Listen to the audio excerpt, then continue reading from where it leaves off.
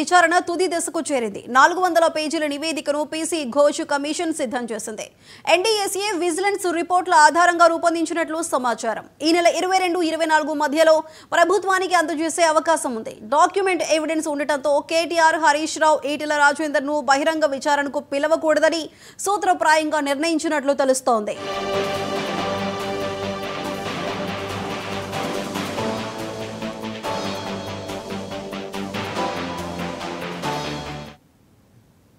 కాళేశ్వరం ప్రాజెక్టుపై విచారణ తుది దశకు చేరింది. 400 పేజీల నివేదికను పీసీ ఘోష్ కమిషన్ సిద్ధం చేసింది.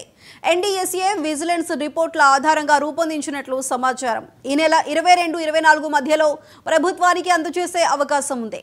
డాక్యుమెంట్ ఎవిడెన్స్ ఉండటంతో కేటీఆర్, హరీష్ రావు, ఈటెల రాజేందర్ను బహిరంగ విచారణకు పిలవకూడదని సూత్రప్రాయంగా నిర్ణయించినట్లు తెలుస్తోంది.